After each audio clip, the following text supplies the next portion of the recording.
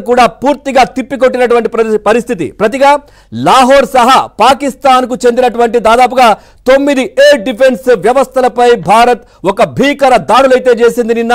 దాంతో మరింత రెచ్చిపోయినటువంటి పాకిస్తాన్ డ్రోన్లు కావచ్చు, ఇటు రాకెట్ల వర్షం కూడా కురిపించిన పరిస్థితి. ఇక భారత్ వాటన్నిటిని గాల్లోనే అడ్డుకొని పూర్తిగా ధ్వంసం చేసింది. అంటే అట్లాంటి అధునాతనమైనటువంటి సిస్టమ్ మనకు అందుబాటులో ఉంది. అట్లాంటి వ్యవస్థలు భారత్ ఎప్పటి నుంచో కూడా పూర్తిగా రెడీ సన్నద్ధం చేసుకుంది. ఎప్పుడు కూడా భారత్ యుద్ధానికి ముందుకు వెళ్ళదు. అటువైపు ఉన్నటువంటి ఏదైతే యుద్ధానికి వాళ్ళు వస్తేనే ఎప్పుడైనా కానీ యుద్ధం చేసే పరిస్థితి ఉంటుంది. ఇప్పుడు కూడా వద్దని వారిస్తున్నా వాళ్ళు కయ్యానికి కాలు దుబ్బుతున్నారు. కాబట్టి ఇది ట్రైలర్ మాత్రమే. కాస్త రుచి చూపిస్తేనే పాకిస్తాన్ అల్లకల్లోలం అవుతున్నటువంటి పరిస్థితి భారత్ దెబ్బకు కనిపిస్తా ఉంది. దీంతో అటు పాకిస్తాన్ ఇటు భారత్ అమెరికా సంప్రదింపులు కూడా జరిపినటువంటి పరిస్థితి. ఉద్రిక్తతలు తగ్గించుకోవాలంటూ కూడా సూచించింది. ఆ చర్చలు విఫలమైన మరుక్షణంలోనే పాకిస్తాన్కు చావు దెబ్బ తప్పలేదు.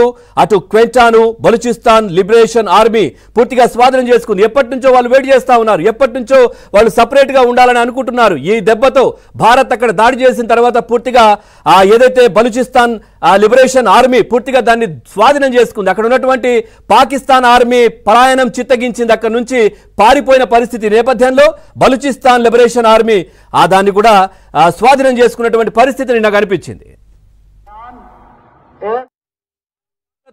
భారీ నష్టాలు వచ్చాయంటూ పాక్ ఆర్థిక శాఖ ట్వీట్ కూడా చేసింది.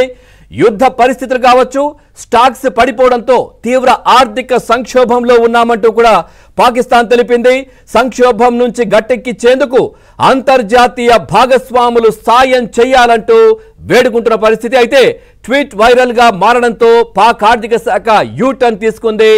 తమ ట్విట్టర్ అకౌంట్ హ్యాక్ అయ్యిందంటూ బుకాయించిన పరిస్థితి. నిజంగా చెప్పాలంటే పాకిస్తానే ఇతర సంస్థలు ఇతర దేశాలకు సంబంధించినవి హ్యాక్ చేసే ప్రయత్నం చేస్తుంది. నిజంగా చెప్పాలంటే పాకిస్తాన్వి ఎవరు హ్యాక్ చేయాలనే ఆలోచన కూడా చేయరు.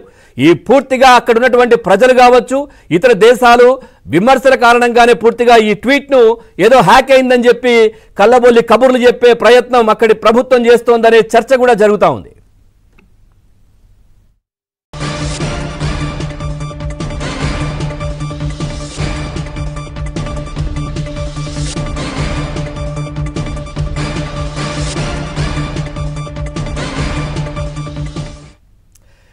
ఇక ఎంత వారించినా వద్దన్నా కయ్యానికి కాలు దువ్వినటువంటి పాకిస్తాన్కు చుక్కలు కనబడతా ఉన్నాయి. భారత్ దాడులకు పాక్ కకా వికలమవుతోంది. పాకిస్తాన్ అల్లకల్లోలంగా మారింది.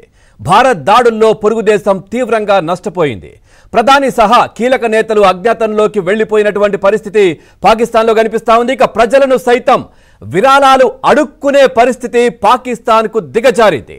ఇక అంతర్జాతీయ సంస్థలను సైతం అప్పుల కోసం అర్థిస్తోంది. భారత్ మెరుపు దాడులతో పాకిస్తాన్ ఆర్మీ క్యాంపుల్లో భయం నెలకొంది.